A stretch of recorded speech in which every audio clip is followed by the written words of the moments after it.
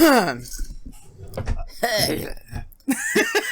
actually not going to be coughing this whole time. Only part of this time.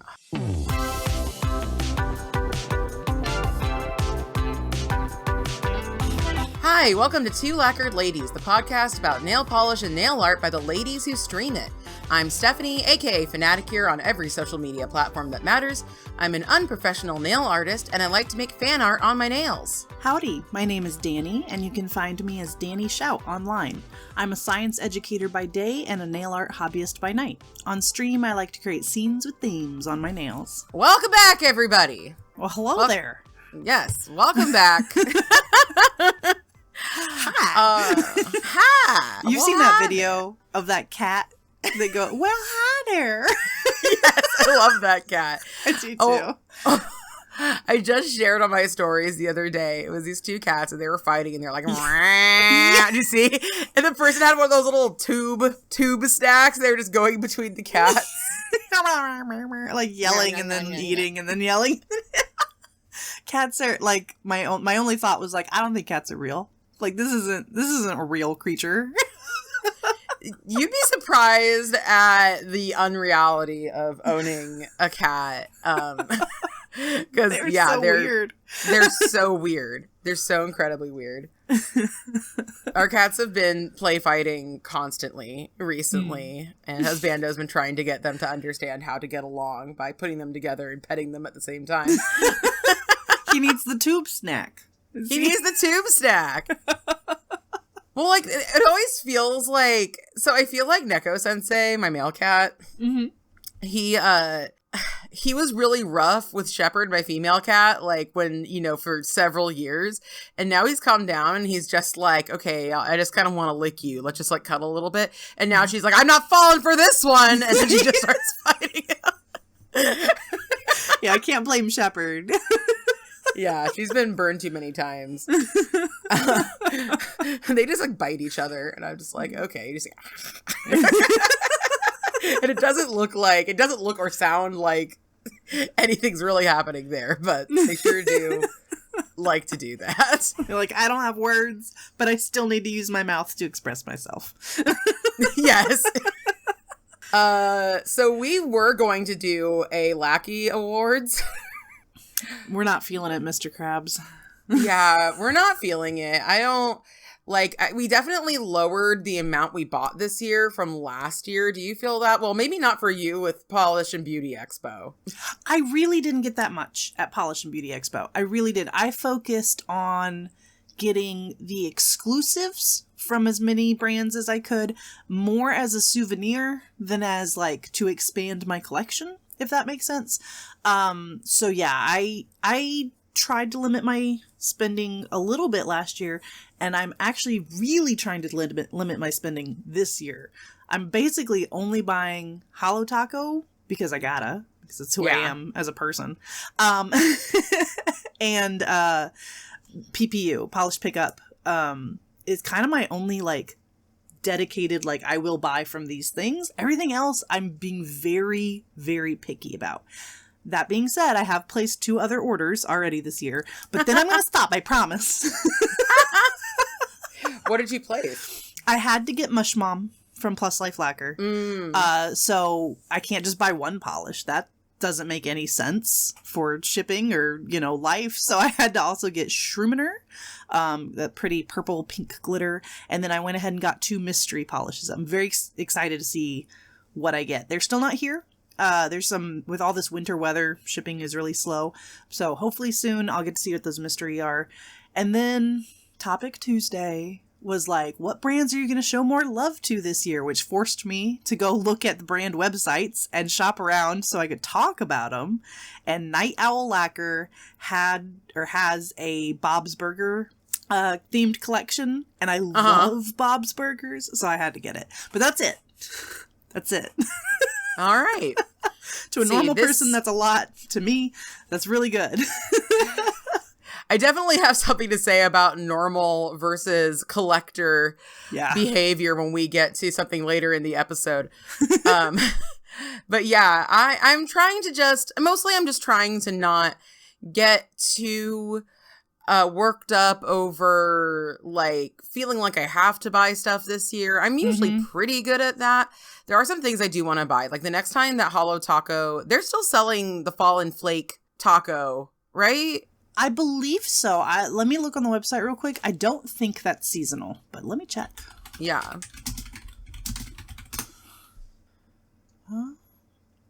I don't see anything on the website about it being seasonal, so yeah, it should hopefully come back into stock, and then you can pick that up. Or wait, it's in stock right now. Yeah, you can add it.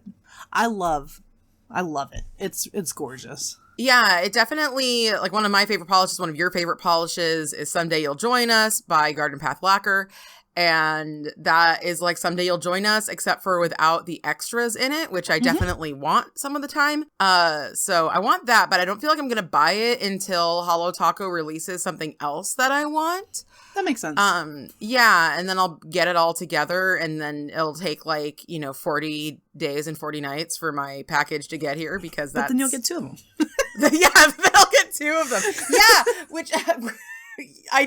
we got to get into our actual episode, because one of the discontinued polishes this year, I got 2 of by accident because of exactly what we just said, because it was that time they were sending out like a bunch of extra packages and everything was late, and it took them like 20 days to get me mine, and I was salty about it. But yeah, so we haven't been like really keeping our finger completely on the pulse of the nail polish world this year. So yeah, I think that it's best to not do a Lackey Awards. Yeah, and I really fell behind on my tracking. Like my nail polish spreadsheet is in disarray. That's my big goal this year, is to rebuild the spreadsheet new, better, accurate. But also I used to swatch all of my new polishes and put it in my little journal, and I just haven't done that for months, and I don't know why. I want to do that again. Just kind of fell off the bandwagon. So hopefully this year I'll keep a better track, and then we can have a Lackey Awards for like polishes in general next year or something like that. That's not a bad idea. Yeah, if we're not planning on buying too much. But we are both still purchasing, whatever you want to call it, the Orly Colorpass, which we both got recently. Yep. I don't know what to say about that. Yup. Well, tell us about your nail art, because you immediately did nail art. I was very proud of myself. I swatched immediately, which is not something I was very good at before, but I'm getting better. I did put the pressure on you, because I was just like, we should talk about this. In the episode. You should swatch it. Also, swatch this one color next to this other color. Please, thank you, bye. It was good for me, though. It was really good for me. I enjoyed giving live updates of my swatching while you were streaming. I loved that. I always love when people are like doing something while I'm streaming. Paint with us. Yeah, come do something. If you're ever worried that you're going to come to chat and you're not going to be a worthwhile chatter and saying stuff because you want to do stuff while you watch me, I love you and I want you to watch me. And while you do it's stuff. it's all good. It's all good. I'm not judging. But yeah, so the collection that we got from Orly is called, what is it? Aqua Aurora? Aqua Aura, yeah. Aqua Aura. Yeah, Aqua Aura. I like how we're showing the box to each other, influencing each other. Yes. You should buy this, Danny. Oh, you already did. You should buy this stuff. Yeah. Influencer handed. There we go. Yeah. So I'm never too excited about spring collections, but I'm always excited about Colorpass because as long as there's at least one cream, then there's usually something in there for me. And I think I said Aqua Aurora because this collection reminds me so much of The Little Mermaid. Whose name isn't Aurora, that's Sleeping Beauty, but we love you anyway. Thank you. Yes. No, I know it's Ariel. I just got princesses on the mind. It's all good.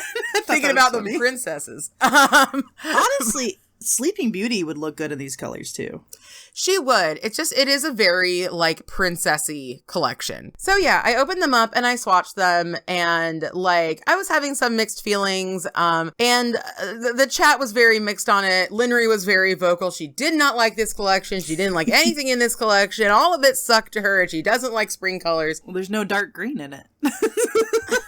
She liked the green. That was the one polish that she liked. She liked, let's see, there is a green with a blue shimmer, and it is called Morning Dew. Mm-hmm. And it's really good. Like, there's a bunch of off-color shimmers in this. So there's Morning Dew, which is a green. There is Ripple Effect, which is a blue. There is Wistful Water Lily. Ah, thank you. I'm like picking at my polishes, Danny's like, look at the back of the box. And I'm like, you don't know my life. There's Wistful Water Lily, which is pink with a kind of blue shimmer. Not a very vibrant blue, but like it's definitely cool toned. And then there is Sea Spray, which is a white with a gold shimmer. And Golden Waves. Oh, and Golden Waves, but that's not really like, that's just like a shimmer. It is a shimmer. That was just like a gold, kind of shifty, bronzy, pinky kind of gold. Mm-hmm. It's a unique color. I would almost argue that the shimmer in Ripple Effect is like, I don't know. In the bottle, I can see the shimmer really clearly. On the nails, it kind of blended in. It still was like a pretty color, and it gave it like a nice extra little bit of shine, but I didn't see the shimmer like I saw it in the green, the pink, and the other pink. I mean in the white. Yeah, the white was really, really shimmery. So I used the white, which is called Sea Spray. Yep. Look at me picking up my freaking bottles again. I used Sea Spray in a mani I did last night, too. I was like, you know what? I love an off-white. I'm always down for an off-white. Thank you, Orly, for the off-whites. It's a great background color. Mm-hmm. It really is. And I keep looking at my nails like it's still those nails. They are not those nails. I'm wearing Garfield nails. Yeah, I did mermaid nails. Jesus Christ. Yeah, so I did mermaid nails. I have this like weird vampire mermaid but still cute stamping plate, and so I used that and did some mermaid scales, and so I did Sea Spray in the back, and then I just colored everything else with the different colors from the collection, and I really liked it. They're really growing on me. I definitely wouldn't have bought most of these myself, but I could say that about like almost every Orly that we get. But like, it's so good. I feel like as somebody who just wears nail polish, unless like your thing is creams and kind of more basic colors, Colorpass might not be for you. But if you're a nail artist, like it forces you to get those colors that you're not gonna want to get otherwise. Yeah. And I am not a fan of Orly's shimmer formula. I get frustrated with how streaky it can be. But as a background to nail art, or just as like part of nail art, you don't see the streaks very often. So these are going to be great. Yeah, once my nails grow out, I definitely want to redo my extended mermaid mani where it goes across two nails with this color palette, because it is very princess mermaid adorableness. And I'm very curious. Colorpass always has like a theme that goes along with it. So I'm really hoping, since this one is called Aqua Aura, we're going to be doing like elements. You know what I mean? Like Earth, Wind, Fire. Yeah. Ooh. That's my hope with that. If this is water, hopefully we get some more elemental like themes coming up for the other seasons. Because fire in the summer sounds great. Yeah. Earth in the fall, and then air in the winter. Which is not correct according to Avatar: The Last Airbender, but this is Orly, so I'm sure they can make it work. Yeah, I'm sure they'll figure it out. So on stream, you asked me to compare Golden Waves, which is like this is a really hard color to describe. I would almost call it a copper, like a a peachy copper. Yeah, I think you're right. It's very pretty, and you asked me to compare it to Flight of the Monarchs by Mooncat because it is the exact same shimmer color. So in certain lights, they look like dupes, but then Flight of the Monarchs has that purple base that really shows when you shift your nails. So yeah, Orly is a good, like, if you just like the shimmer color, this one works totally fine. But if you like that little bit of extra, then get the Mooncat. It's my favorite Mooncat, I think, of all time. Yeah, it's up there if it's not the favorite. Dang! It beats out House of Hades for me, personally. That's amazing. My favorite is Supervillain, which I think a lot of people sleep on. Yeah, they do. They see flakies and they're like, no. And it's like, yes. Yes. You should try this. Go towards it. Go towards the light. Yeah, I saw that and I was like, I don't own Flight of the Monarchs. So clearly next time I shop Mooncat, I should start to own Flight of the Monarchs. But I saw that and I was like, that looks kind of like Flight of the Monarchs. And then Lindry, who was in my chat, was like, how dare you? And then other people were like, yeah, it kind of does look like that. But like also it didn't like really grab me. Like I was like, this is kind of an ugly shimmer when I looked at it first. Yeah. Yeah. And then I tried it on and it was good. And it was funny because we were talking about like how I feel about the different polishes. And I'm like, how I feel about Golden Waves is like, if I didn't have a lot of polishes and I put this on, I'd be like, this is so cute. I want to wear it all the time. But I do have a ton of polishes. Yeah. So I'm probably never going to wear this one, except for maybe just to like try it out. Mm-hmm. I'm sure it'll come up in some nail art looks. I actually can see it being a really nice fall polish, like background. In fact, this with fall and flakies would be gorgeous. Yeah. But yeah, it's gonna be one of the many Orlys that come in the Colorpass that get put in the drawer, never to be heard from again. Doesn't mean we don't love them, but we have a lot of polish and they're not at the top of the list.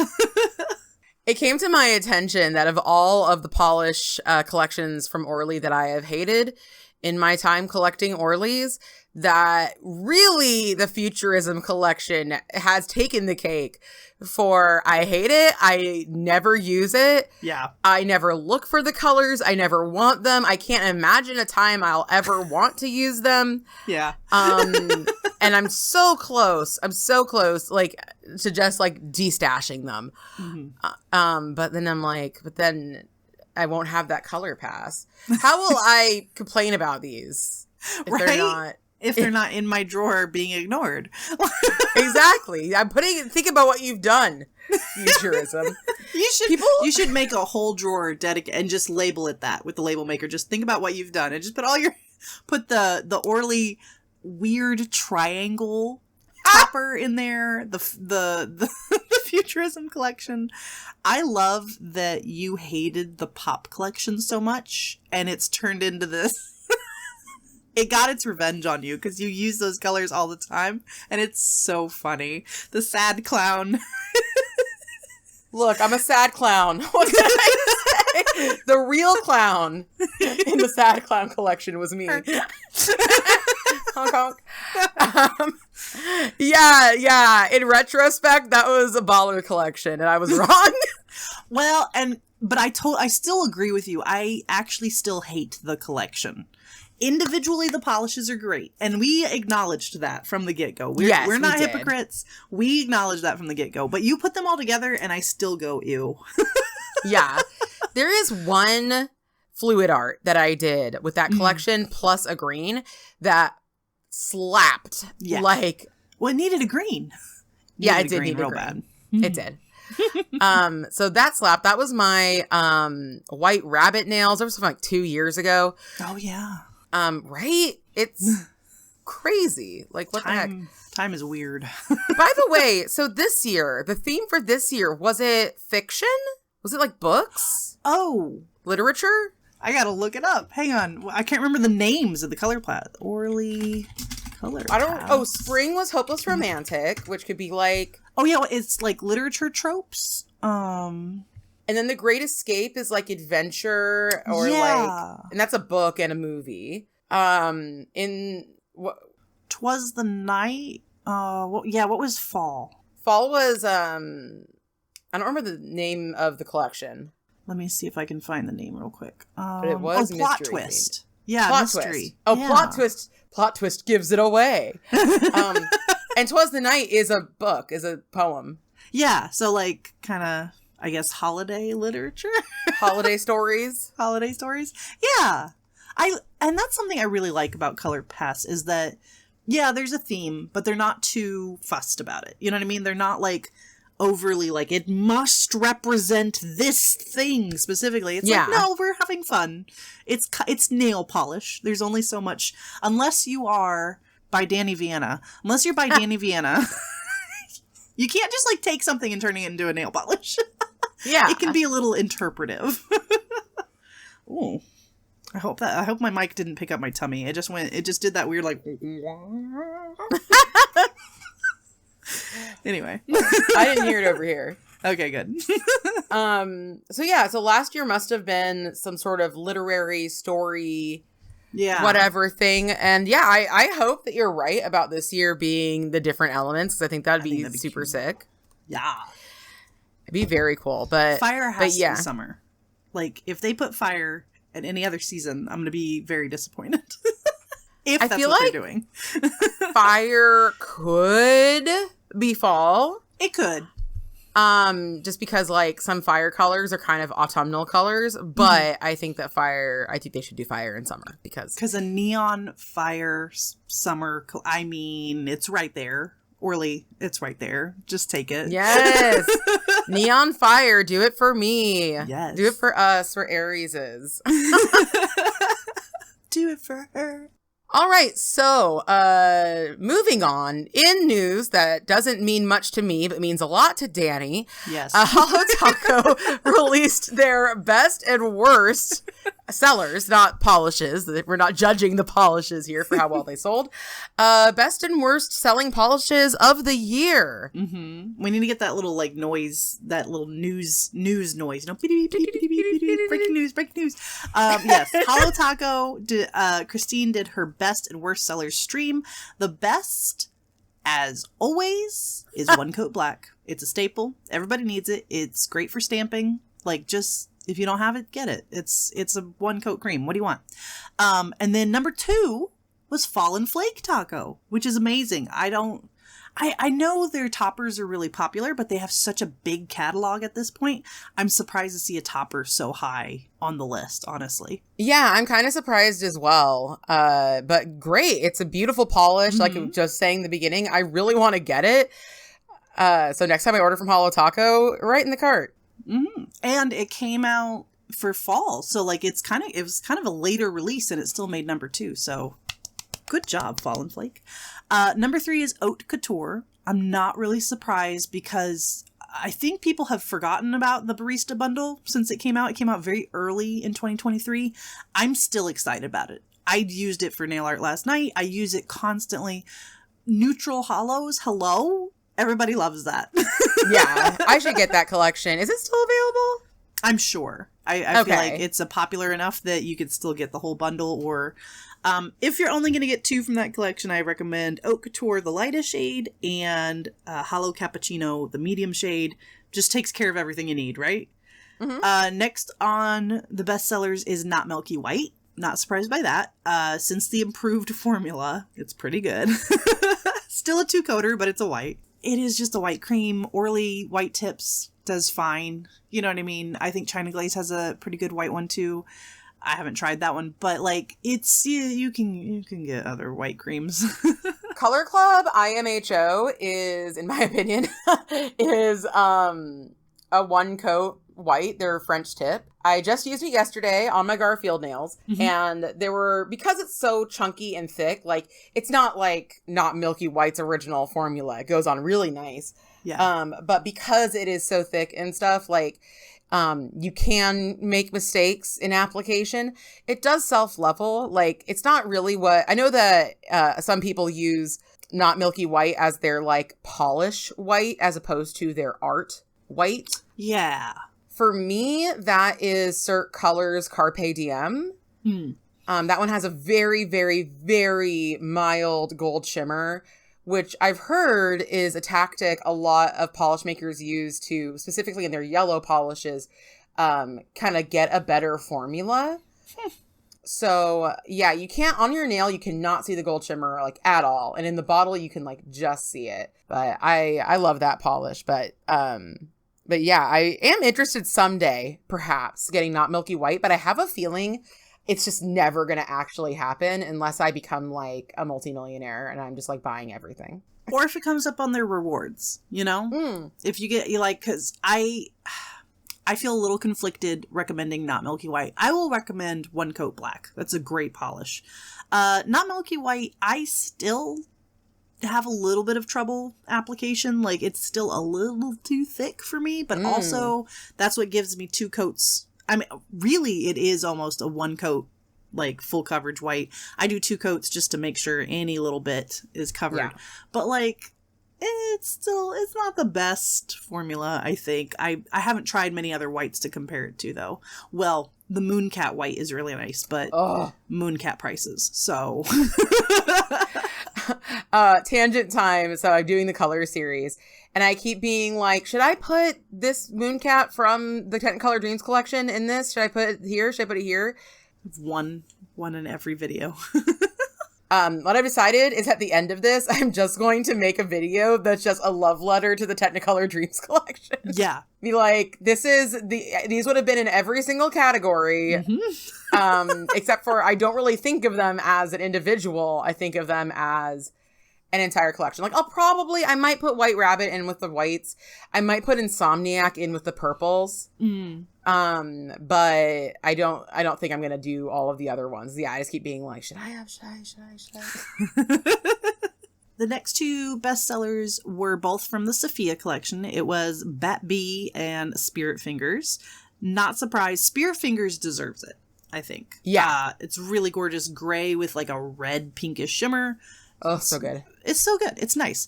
Bat Bee does not deserve it. I'm so sorry. It's a black with a blue shimmer, which is pretty, but the shimmer doesn't really show up very well. And Holo Taco sells shimmer toppers that you could just put on One Coat Black and like get a better effect, I think. So yeah, like I wish Bat Bee was either a different formula, like honestly, crushed holo, I think would have looked really good for Bat Bee. A black crushed holo? A black crushed holo. Yeah. Ooh, like, and with a little bit of a blue shimmer just to give it that extra oomph. Like, they should have done a different formula, I think. Either that or the kind of chromy, not the One Coat chrome. Although a black One Coat chrome. Never mind, I take it back. I want a black One Coat chrome. Really that into the chrome formulas from Holo Taco, but I would be into a black one, I think. But I'm kind of looking at Great from the Julian collection, and just like a black and blue version of that, I think that would have been better than what we got, but that's okay. It was a fun collection. Everybody had a good time.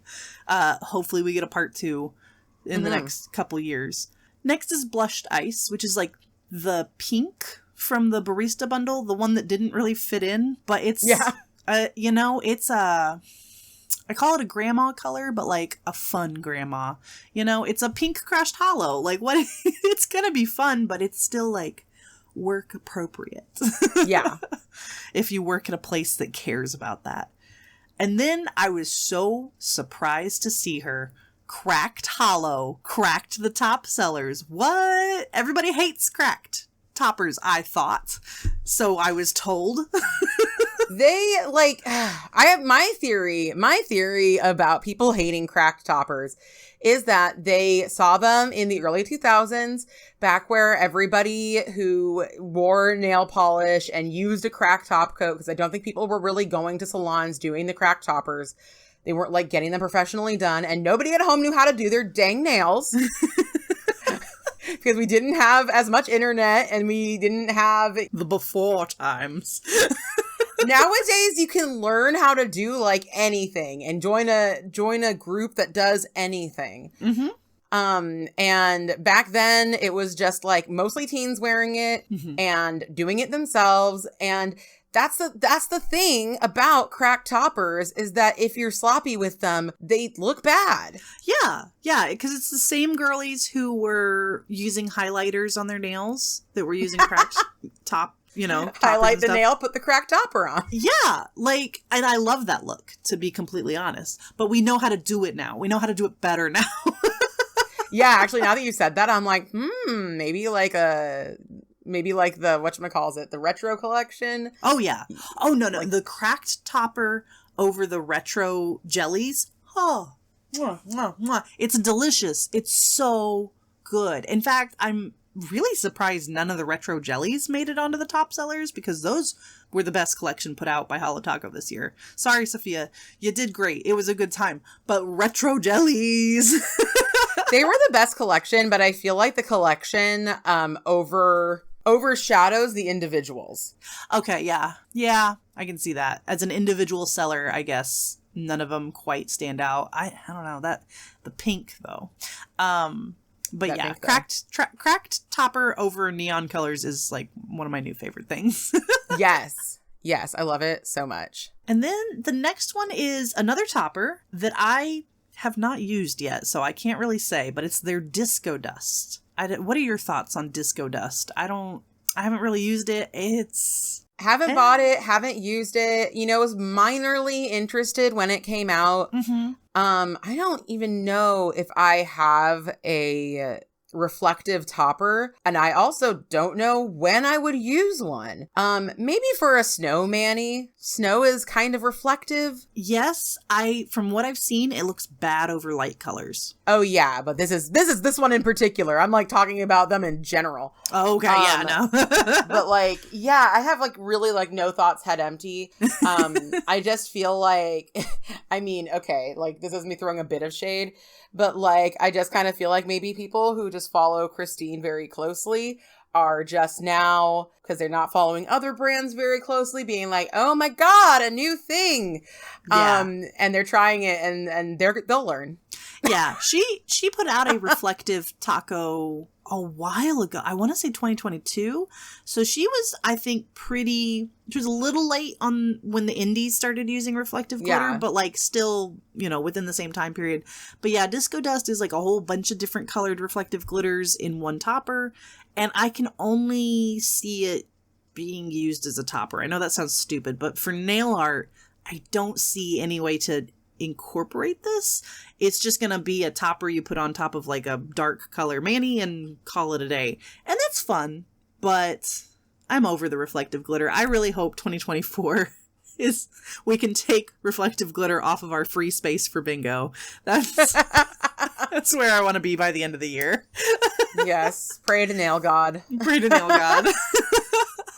And then our last bestseller was a very surprising one, Modest Moss. A dark green made it to the top sellers? We hate green, according to these charts. What's going on? I wonder if people are pairing it with Fallen Flake, because I feel like that's a pairing. Oh, yeah. Oh, it's so good. Congratulations, Modest Moss. Even in your name. We weren't expecting much. I know, but look at you. Look at you. Look at you. Our little Monstera, substitute. Almost clone. You did it. But almost more exciting, and in my opinion, more exciting, because everything negative is more exciting, isn't it? Oh, yeah. It's our negativity bias in our brains.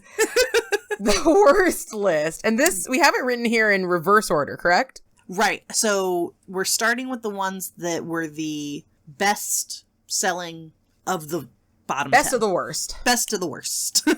Down to the worst of the worst. Selling. That's, again, not my personal opinion on these polishes. I love most of these polishes. Most, not all. But yeah. So, Green Taffy. I am so disappointed. I'm so disappointed when I see linear holos on any of these lists. Well, not the top sellers. They can be on those lists. Yeah. But yeah, the linear holos are my favorite formula from Holo Taco, and I'm a little scared because there's so many of them. It's a numbers game. They're going to end up on the worst selling list, especially because of the rainbow collections. Not everybody buys every color of the rainbow. I don't want that to be interpreted as this formula doesn't sell well. Does that make sense? Yeah. I need more linears. I honestly think in regards to the linears, because the rainbow collections were such a huge part of her early brand, literally, because they were such a huge part of her early brand, and because most of us bought those entire collections all at once or in the past few years have built up those collections, I really honestly feel like that's why this is happening now. Especially because, like, there's 7 colors in every of those collections. So people aren't... I don't think many people have used all of any of their linear holos. Yeah, I don't know how you could use up that many bottles in the time span since they've been released to buy another one and boost sales. Yeah, just to boost sales? Like, you're not going to do that. No. I did try to... If you're wondering how you can go through so much polish... There was a time early in my stream career, actually, where me and Doomed Redshirt and Husbando had a mini painting date where we all got on Discord and painted minis together. And I attempted to water marble a Gundam model with my Holo Taco linear holos. So I do kind of need a new blue Freezy and magenta jelly and purple slushy, but I don't think most people are making that mistake. It's a Stephanie mistake. That's awesome. Thank you. You should try it one more time on stream, just so we can all live that with you. You know what? If I do buy replacements, I will do that. I'll try to do this, but it didn't stick. That's the problem. That's the reason I stopped. That the nail polish and the Gundam model were like not compatible chemically. Yeah, that makes sense then. Okay, never mind. That's yeah. So I would have done it. I would have. So let's see. Green Taffy is the best of the worst sellers. And then Here for the Payday, which is kind of hard to describe. It's a little bit lime. It's a cool toned lime. Does that make any sense at all? It's kind of a weird color. It's pale, and I don't see... It's very similar, in my opinion, to... It's right here. I know because I picked it up yesterday and was like, I don't need this, but maybe I should try to need it sometime. Chartreuse, maybe? Is it a chartreusey? Yeah, because it's kind of a yellowy green. It's not a neon, but it wants to be. You could tell it dreamed of being a neon. It would have been a neon. This is Orly on a Whim, and I feel like it's similar to Here for the Payday. You probably can't tell through the screen, but you have this. Through the screen, that one looks more like Not Pressed from the Fall Crems collection. But like Here for the Payday is like a weirdly in the middle of all those. You know what I mean? It's a weird color. I like it. I do actually have a decent fill line on it for, not being the biggest fan of it. But yeah, it's kind of a funky, not quite neon chartreuse. Meh. Yeah.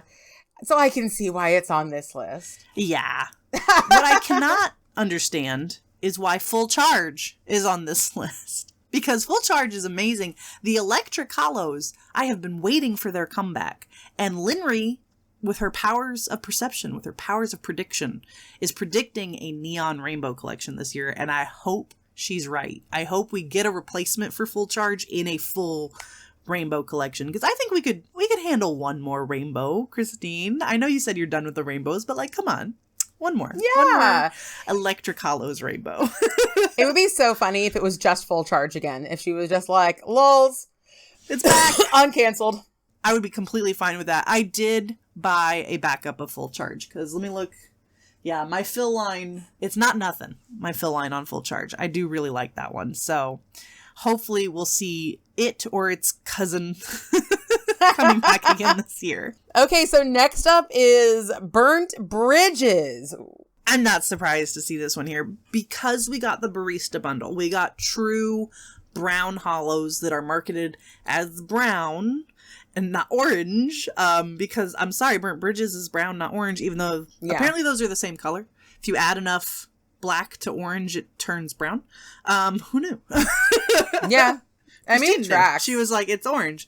I don't know. I do really like it, but I feel like we've got this in other ways. So again, sad to see a linear on here, but all right.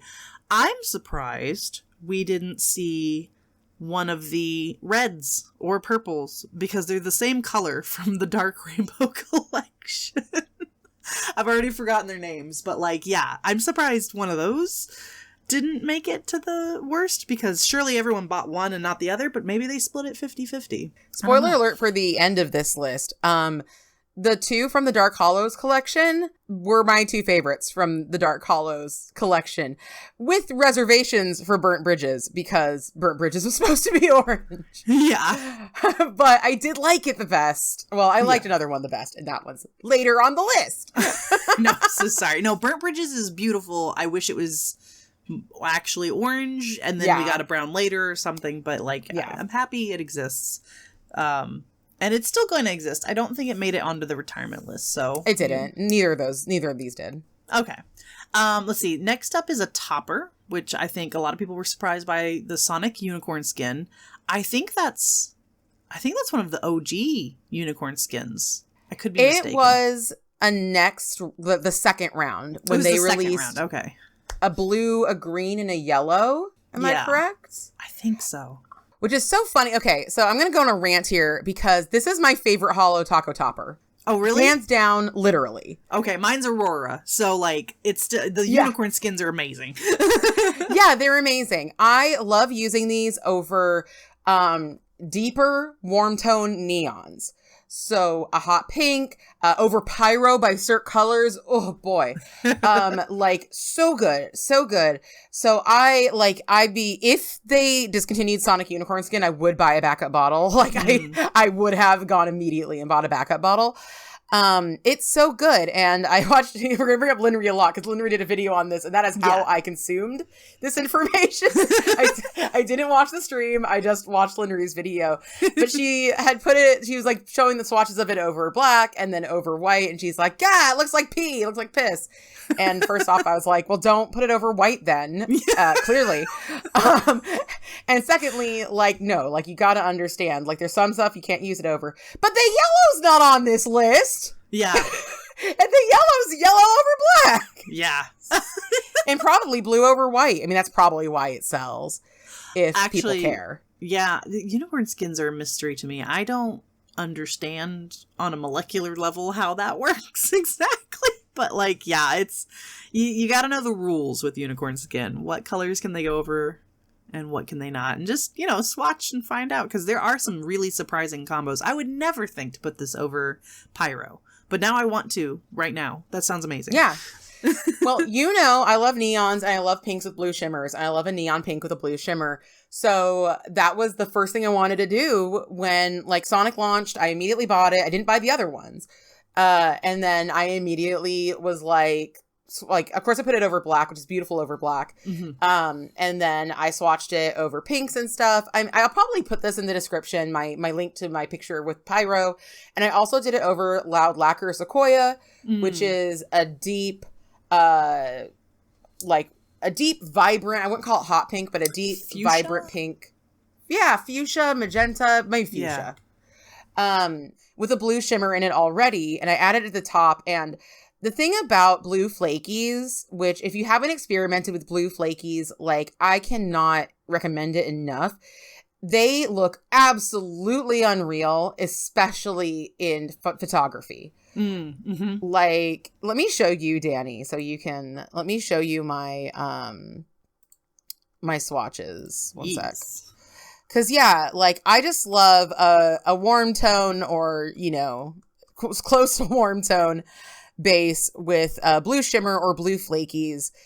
And the shimmer isn't the same. The flakies are so much more dimensional. Mm-hmm. So if you're listening to this podcast and you have been sleeping on Sonic Unicorn skin, like, I will appeal to you. And you know that this takes a lot for me to appeal to people to, like, buy Holo Taco. Yeah.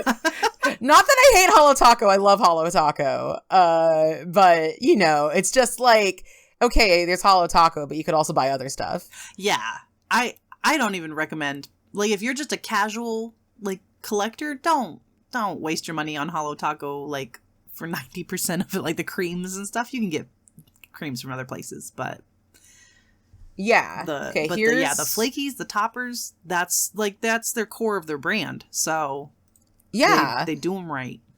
I guess I would, in my mind, I would have assumed why I haven't tried like Sonic Unicorn Skin over more colors is I would assume the like yellow of the flaky would come out more over warm tones, but I'm very excited to see your swatches. I just shared them in the Discord. Yes. Let me tell you. Oh my. That is gorgeous. More pictures on all of them and video. Yeah, it is so blue over Pyro. I do see some of the yellow, but like when the light hits it directly, oh my goodness. That surprises me. And I'm not surprised it looks amazing over pink because pink with a blue shimmer is the reason is your favorite. Oh, over Pyro though. I'm in love. Right? That's gorgeous. I actually like it over Sequoia better, but that's... Well, yeah, but that's like that's a classic combo, whereas this is a very unexpected combo. Yeah. This makes me want to do summer nail art right now. I don't care that it's, 56 and light rain outside. We might be almost exactly the same, because it's raining here too. Let's see, what's the temperature? 58! I mean, it's not actually raining right this minute, but it was, like, when we started. We're supposed to be raining all day.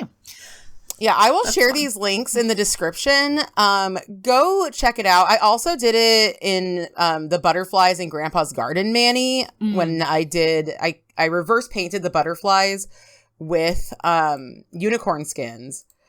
One time I was streaming and I said I made the butterflies with unicorn skin, and my IRL friend who was in chat was like, that's a very powerful statement.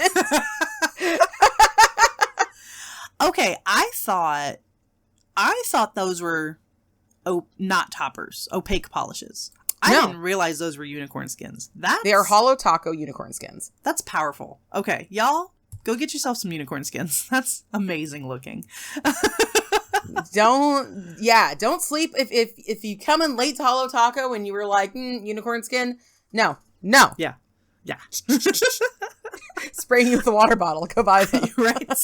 I would honestly argue like Holo Taco, the first year of collections, first 2 years really, are the best. Like, and we've had some great collections since then, but like the last couple, they're definitely like trying new things and stuff, and that's great. But the topper combo with like some solid creams, that was just a good formula that they had for a while there. I'd like to see more of that this year. Anyway, next on the list is Encryption Key from the Light Mode collection, which was first marketed as multichromes, which they are not, and then marketed as duochromes, which they still are not. And finally, I think they've settled on just calling them shimmers, and it's like, there you go. You found the word. It was supposed to be like a lighter version answer to the multichrome collection, which I still love the multichrome collection. Nobody cares about it, but I do. I remember. Not in the bottom. Not in the still bottom. buying it's it. True. People still buying it. Not much to say about this one. Me neither. Think that's one of the weakest collections. I know that some people really like it, and that's great, but I don't. It's fine, but eh. I've only ever bought one.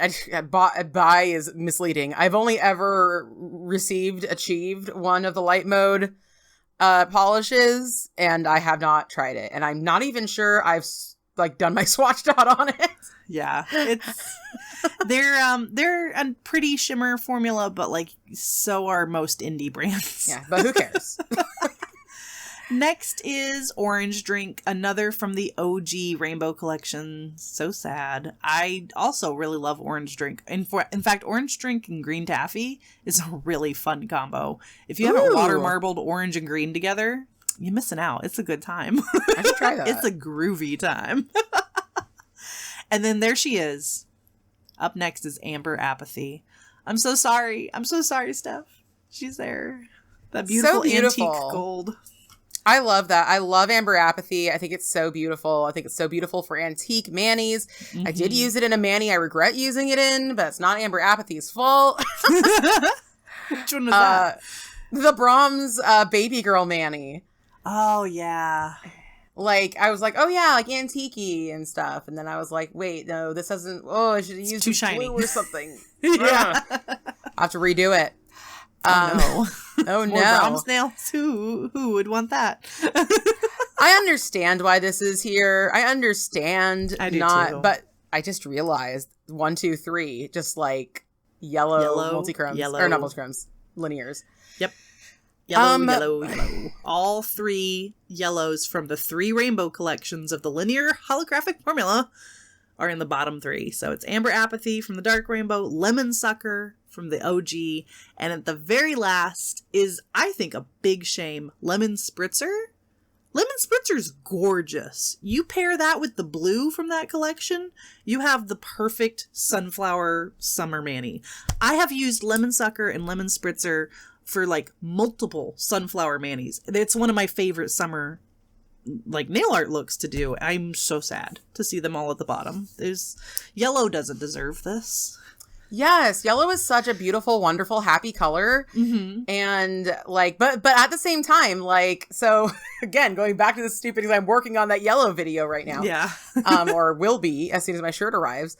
Even me, who is somebody who's like, oh my God, yellow is so beautiful and happy and wonderful and warm. I'm like, I don't have any of anything ever. So... And it was kind of hard to put together my favorite yellows list. Like, eventually I did, but, like, it took a little bit for me to, like, figure it out. So, well, I hope that she's getting rid of Lemon Spritzer. I do love that polish. Mm-hmm. I think it's my favorite of the pastels. For a similar reason that Amber Apathy is my favorite of the dark holos, because, like, they both kind of have a gold feel. Yeah. They have a gold feel to them. Yeah, Lemon Spritzer almost... I mean, obviously, it's got the holographic in there, which is really pretty. But yeah, you could almost call it like a white gold. It's just a really light yellow. It's really nice. But yeah, unfortunately, Lemon Spritzer is the only one. Let me double check that. Yeah, the only one of the linear holos that made it into the retirement list. The ones that are going away forever. And I'm so sad. Also in the retirement list is Frostlight, and I am not sad about that at all. Oh, really? I lied. Sorry. Full Charge made it to the retirement list. We already talked about it, but yeah, that's the other linear holo that is a shame. A shame. Please tell me why you're not sad at all about Frostlight, because I'm fascinated. I controversially do not care for the glitter formula from Holo Taco. What? It's great when you first get it. When you do your first mani with a fresh bottle, it's great. And then very quickly it becomes not great. Like, I actually did this mani for a random holo collab. What is this? Party Punch. And it's so goopy. It's so goopy. And I don't, this sounds so bad. I don't want to waste the thinner on a glitter polish that I know I'm only going to use if a collab forces me to use it. I think the glitter formula is pretty, but I just don't use them. Yeah. Ever. So I'm not sad to see them go. All right. Fair enough. Same with the 2 one coat chromes, Aquafoil and Trophy Life. Mm-hmm. Meh. I didn't even think for a minute to buy that collection. They're cool. I really like the concept, but unlike cracked holo topper, the versatility is very low on those. You paint them on, and that's it. Because I tried to do nail art with them, and they were very finicky and just not made for nail art. And so, not everybody's favorite. Let's see. We're losing some metallic foils, which I don't know. I'm not crying about. There's some people who are going to be crying about it, but I ain't one of them. I'll be like, sorry for your loss. Not like... It's a shame. Yeah. I'm not against the foils. I don't use them. Like, one thing I know about the foils is that they are better in person than they are in pictures. But at the same time, I don't understand why more companies don't do a finer foil like Trixie by Zoya. Yeah. Let's shred them up a little bit more. How about that? Yeah. We're also losing, I want to say Fairy Tale is one of the magnetics. So 2 of the magnetics, Queen's Curse and Fairy Tale, I feel about as strongly for the magnetics as I do about the chromes. I ain't gonna miss them. I bought the collection, obviously, because it's part of my personality at this point. But I don't think I've even swatched them. I just went, ooh, neat, and put them in my drawer. Yeah, I've not been tempted at all. I don't care. So and good riddance. I've heard goodbye. not great reviews of the strength of the magnetic pull in the Holo Taco magnetics. And I'm not upset about it because, like, not using them anyway. And then, let's see. As for the last one, Encryption Key from the light mode. Bye. Yeah, bye. And here for the payday. Yeah. It's the only cream on the list. And the Work-Life Balance Bundle was kind of a weird one anyway. I do love the colors. I actually use the red all the time. But they're in that weird place of almost being neon, but they're not neon. So they do kind of get like lost in the fray. If I want that vibrant of a color, I just go for a neon. So yeah. Also, it was weird. Also, it was weird that they were like, these are like the work-life balance bundle, but they were all like not work shades. Yeah, no, not at all. Maybe the duct tape. Was duct tape in that one? No, that was in For Art's Sake. That was like one of the first bundles that was not in a collection box, I think. That was, that was the duct tape gray, the banana yellow, the first cream, and then, green screen was the other one. Yeah. Which has, my green screen has like separated out really weird. It's got like layers. Interesting. with a gray layer at the bottom. I'm like, what's going on here? So it has been a sad time in the nail world, in our nail world, in our you can do it. Great job, Danny. I suck at kazooing and I don't know why. You just gotta... Can you hum regular? Kind of. I'm not a great hummer. I want to play it like a flute. All my years of training make me want to blow and form my embouchure. But that's not what you do with a kazoo. See, even when I was playing like the baritone, I would often use the baritone as a kazoo. At the time, South Park was very popular, and I don't know if y'all know this, but if you say "how" into a baritone or a tuba, it sounds a lot like Mr. Hanky from South Park. Coming from the toilet. If you don't know who Mr. Hanky is, I don't recommend you look up Mr. Hanky. Don't worry about it. Or watch South Park or anything. Nah, just accept that you're not going to know everything that we're talking about. Yeah, it's not worth it. But yeah, not only have Danny and I been sick, there's been a lot of misfortune going around this month. We're all hoping that means the rest of the year is going to be fantastic. We're getting all our bad luck out, but everyone is out here breaking their nails. Yep. You know what they say, you break a nail in January, you are swell in September. I don't know. We'll make it a thing. I like that. Yes. Yeah. I broke my pointer nail on my left hand. I want to say like the last week of December or something like that. I managed to get like my last Christmas mani done, or I should say winter December mani done. And starting January, shorties all the way. Yep. And then who was next? Was it next to me or Wendy? I think it was, well, because it might have been Wendy because she does a gel overlay, so she can make a nail break last like a while. But what finally did her in is she broke 3 nails and then she gave up and she was like, all right, it's time.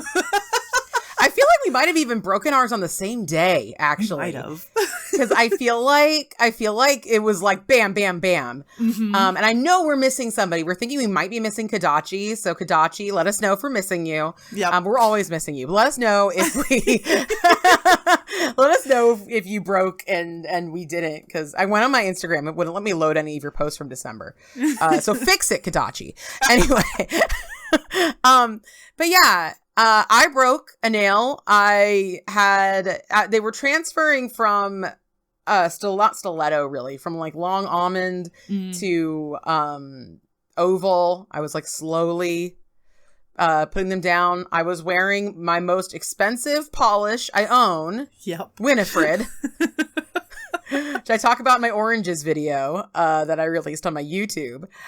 And I was walking through a door, the cup, and I just clipped it, and it was just like, I'm done. Yep. I don't actually remember exactly how I broke mine, but it started very small, you know, and I thought, okay, it's gonna happen. It's happening. Like this is inevitable. But I just kept polish on, and it lasted a couple of days, you know, like that. But then I think I broke it on my couch, actually, now that I'm remembering. I think I was like reaching back to like adjust the pillow behind me, and it just, you know, I just like hit it at the wrong angle against a soft couch, and the nail just went flying off.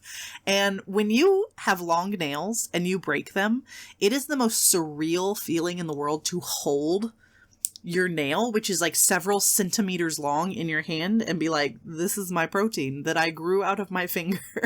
And here it is sitting in my hand. It's so weird looking. Yeah. I immediately came in here and just like cut the rest of my nails off. I cut them too. I didn't even like, it was not easy. Because nail clippers aren't made for that. Yeah. That's what I do too when I have a major break, is I don't file, I cut. Because it's a time of sadness. It's a time of mourning. We are shearing. We're cutting the top knot. Exactly. That's the first time I've ever not ever, but like that's the first time since I've like been serious about nail growth and nail health and stuff that I've just cut it and never gone back to filing all the way down.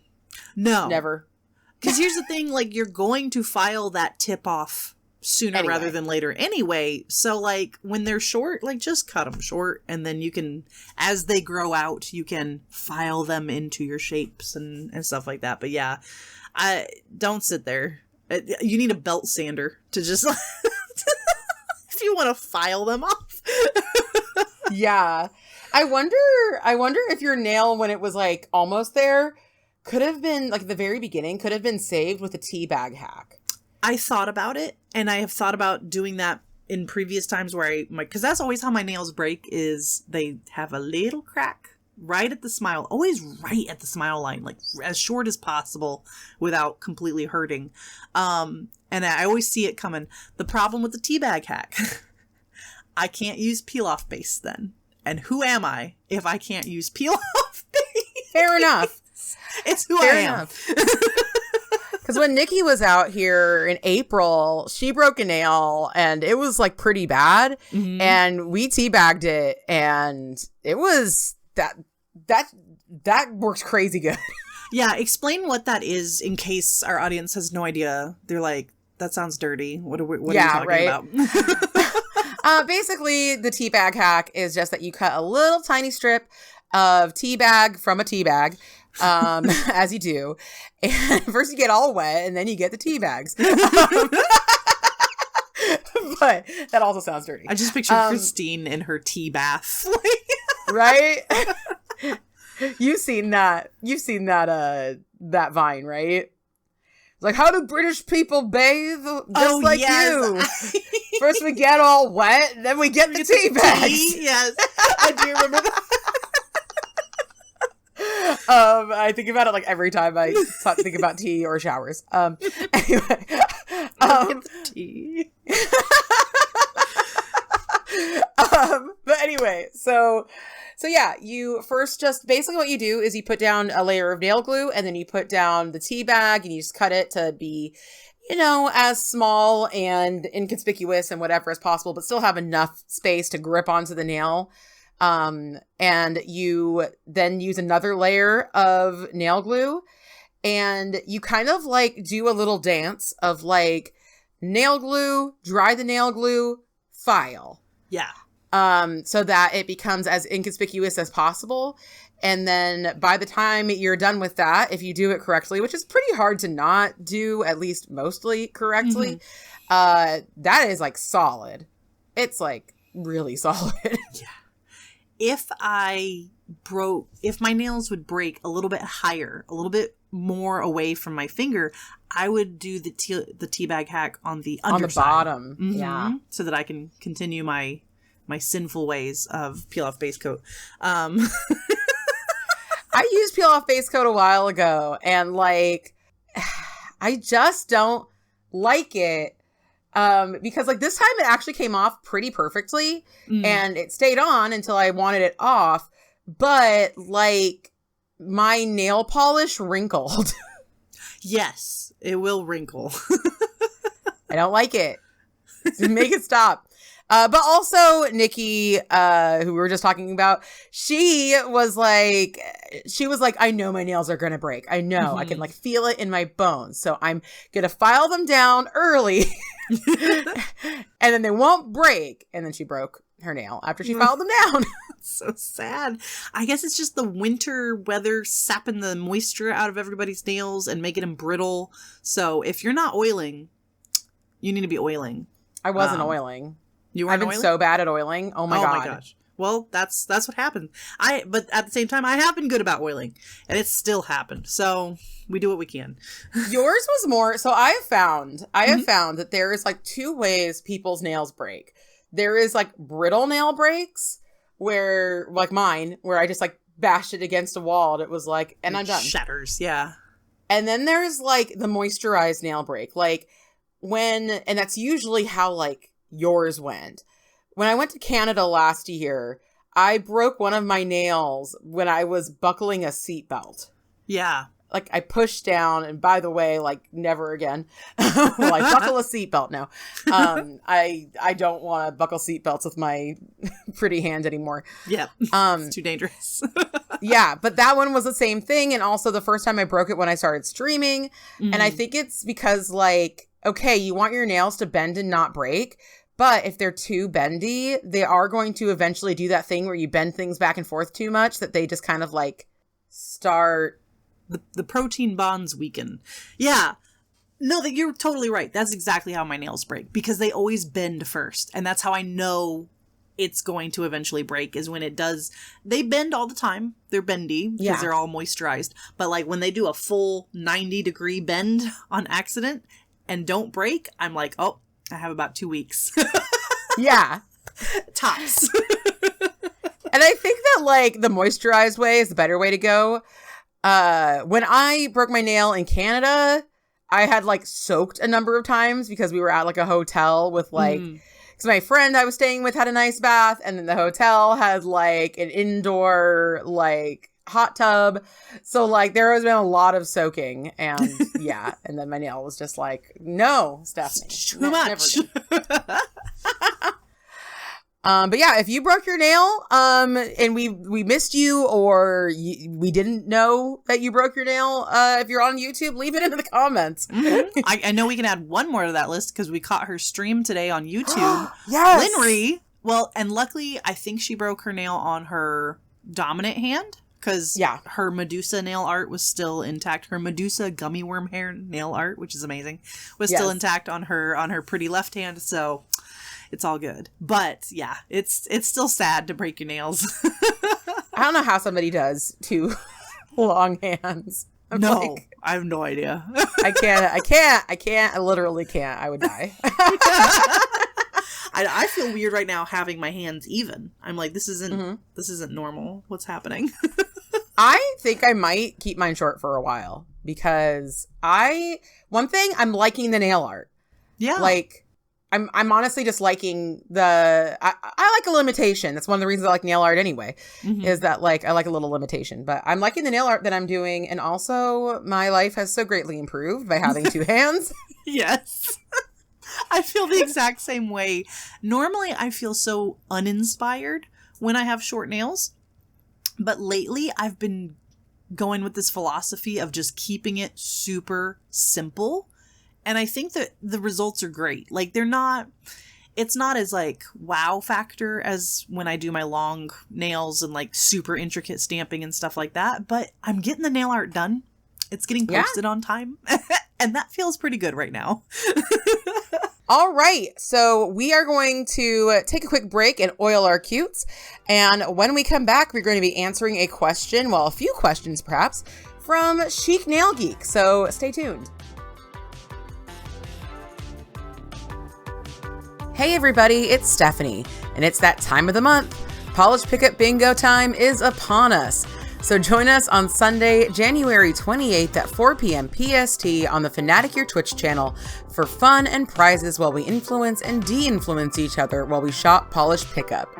Also, don't forget that we have a Patreon. Join our Patreon to become a Lackey. That's L-A-C-Q-U-I, Lackey. It's only $4 a month, and every new supporter gets a shout out during our cuticle break. And now, back to the show.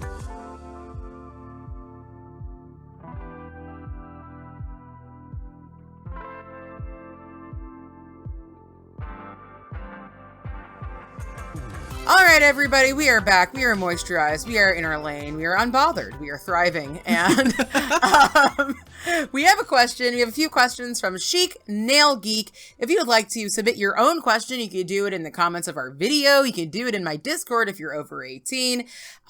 You could step outside and yell it into the air, but you probably won't hear that one. But you could do it if you want. So maybe Instagram DM would be better. Maybe an Instagram DM would probably be better. But Chic Nail Geek asks us, I think we're going to answer 3 questions. They kind of all fit. Yeah. The first question is, how do you think of your fanatitastic and shoutrageous nail looks? I love that. We're stealing that. Fanatitastic and shoutrageous, yes. Yes. Danny, how you do it? I don't. I let my nail challenge prompts tell me what to do, and then I go from there. So I participate in a bunch of Instagram collabs, and they all have like little themes. So especially Glam Nails Challenge, which has usually about 9 prompts a month, which is so much nail art. I love it. They just give you a little prompt. So like this week's prompt was hot drinks. Run with that.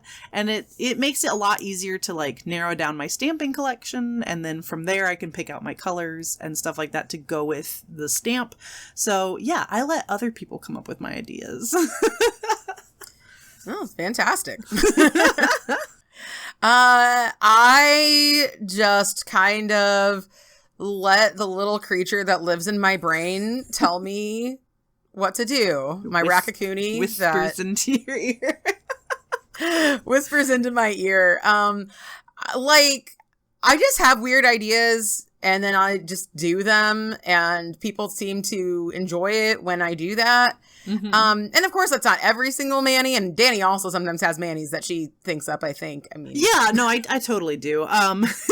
Just about, because I do participate in so many, about 90% of my manis are from a prompt, and the prompts are vague enough that I still feel like it's my art, you know, I still feel like it's my interpretation of said prompt. But yeah, every now and then I'll just be like, I want to do ocean, and I'll just do ocean, whatever that means. Yeah. But yeah, like sometimes I'll do a collab or something. I usually tend to go in a different direction than the collab necessarily thought we were going to go, like with my Zeus nails, with the ants. The Weird Mani Squad, you're always going in a different direction. Like everyone's kind of going in a different direction. Yep. That's the point. So, but yeah, like really it's just like, I'll be like, I've been thinking about, like, honestly what usually happens is either I'll have a stamping plate I've been wanting to use, or I'll be like, I have been thinking about this. Yeah. So like, for instance, what was one of them? I almost did that Tubby Custard Machine Mani, but then I didn't. Because I had been thinking about that. But like, the one that I did instead was the National or Mystery Flesh Pit National Park. Yeah. I was like, I just have been thinking about that, and I have these plates that have national park stuff on them, so I think I'm just gonna do that. And I did. And I also love stuff that's just things that I enjoy and can talk to my audience about and see if they either enjoy it or if they've never even heard about it, how they like it. And that's really fun because, like, A, people will get into stuff that I'm into.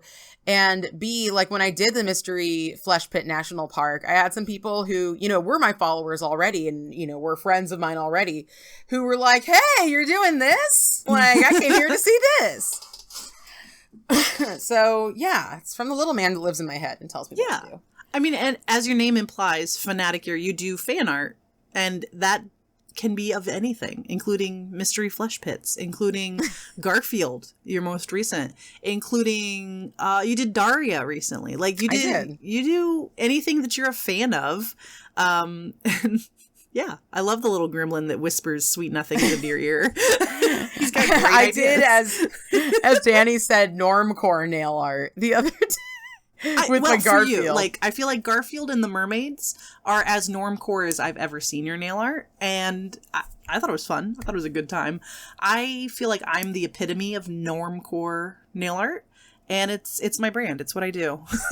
Yeah, you know, one of us has to not be like completely out there, but then when you go out there, you really go. Yeah, exactly. Every now and then I go, you know, whack-a-doodle and I have a really good time with it. Like you did your Weird Manny Squad recently. I loved it. It was so creative. I'm very excited for mine. I really hope mine is going to depend on my husband's photography skills to get the right angle.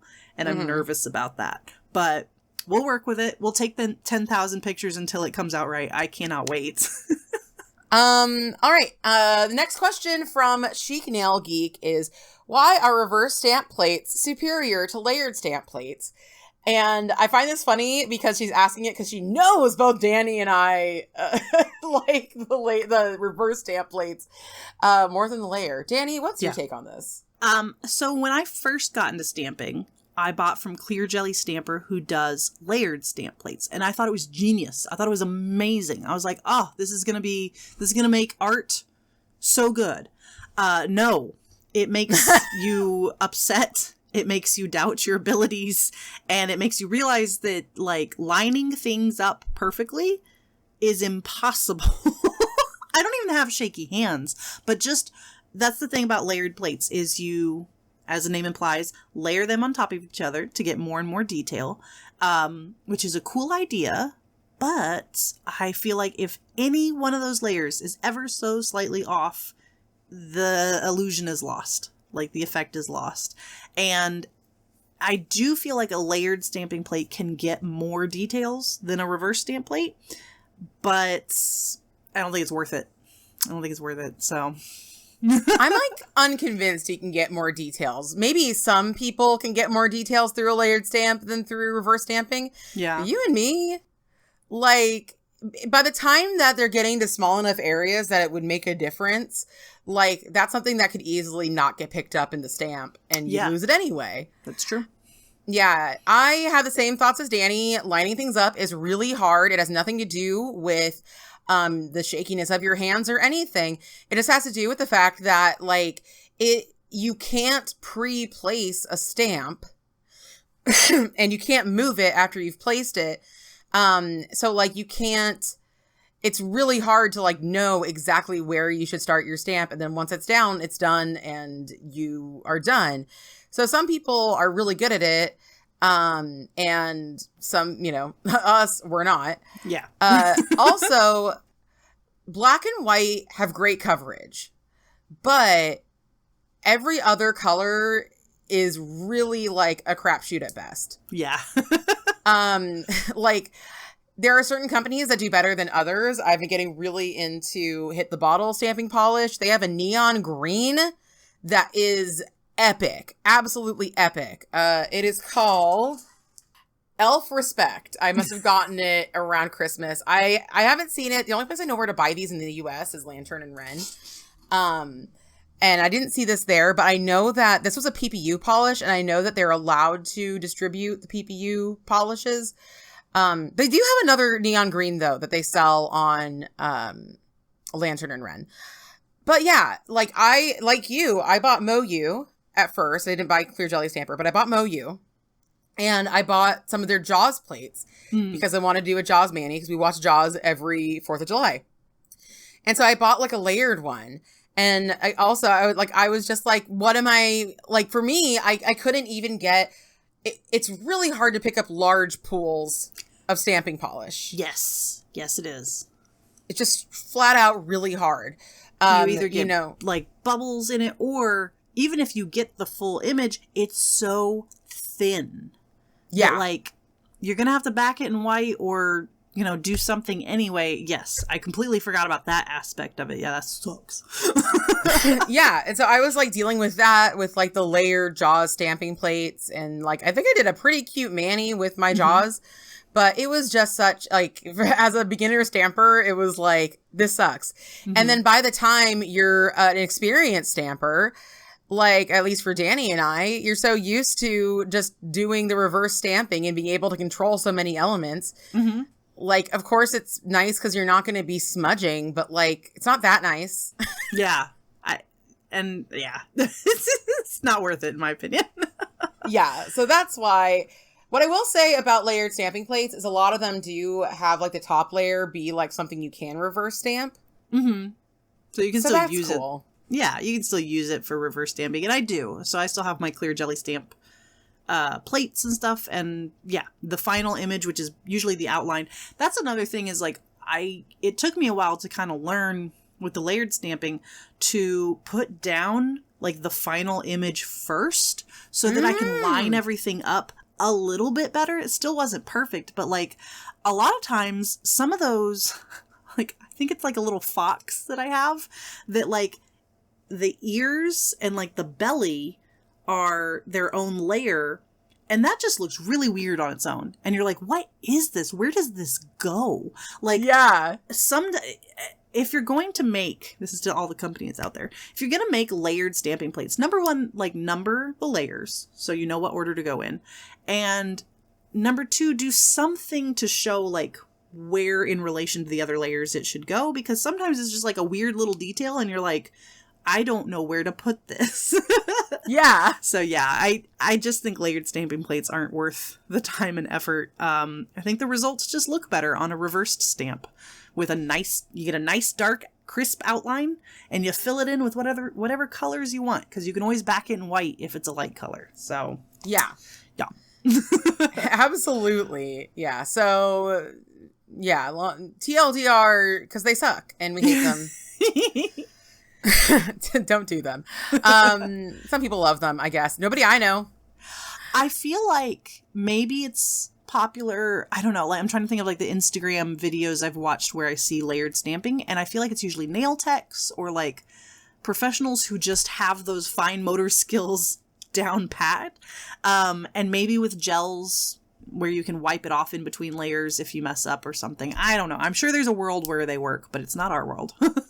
I feel like most of the ones that I see are people selling the layered stamping plates. Yeah, it's the demos. It's the demo, and they usually do really good. Oh my God, there's one person who does ads for, I think it's a Peopla, and they always paint over the stamp after. They put down the stamp, and then they paint above the stamp. They, like, color it in instead of, like, doing the reverse stamping. And I'm always just like, why are you doing it that way? It's a better way. Do you know? But they always look good. Like, this person's, like, clearly, like, a great artist, but I'm just always like, I don't know. I see it and I'm just like, I don't like this. And then I sit there and watch the whole thing. I don't understand why this is happening. Why are you doing this? And our last question. What are your tips and tricks for choosing an awesome background polish to work with your looks? This is an interesting question. This is a hard question because I don't feel like I am good at this, honestly. Well, I guess it depends on the theme. So if you're you could always take the Nikki's Nails route and pick the background polish first based on whatever fandom it's named for, and then just do nail art from that fandom, which is fun. But for me, I try to pick coordinating colors. So, you know, if the theme is, I don't know, clouds, I'll try to do like all blue background, you know, something kind of obvious, but like still has some interesting twist to it.